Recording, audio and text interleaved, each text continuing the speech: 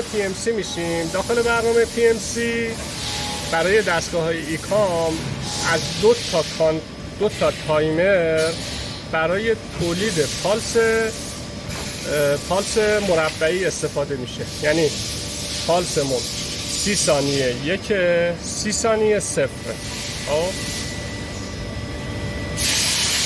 این پالس ها میان داخل یک کانتر شماره 2 شمارش میشن.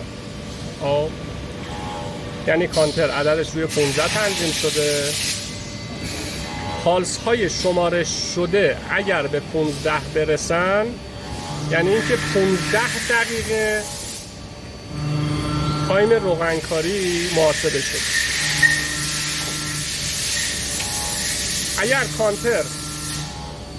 اگر عدد خونده شده از کانتر به 15 برسه، بیاد از طریق این فلگ اوتپوت روغنکاری رو فعال میکنه. اوتپوت روغنکاری که فعال شد، تایمر 9 فعال میشه. بعد 10 ثانیه میاد اوتپوت روغنکاریمون رو غیر فعال میکنه. یعنی با توجه به این برنامه هر 15 دقیقه 10 ثانیه روغنکاری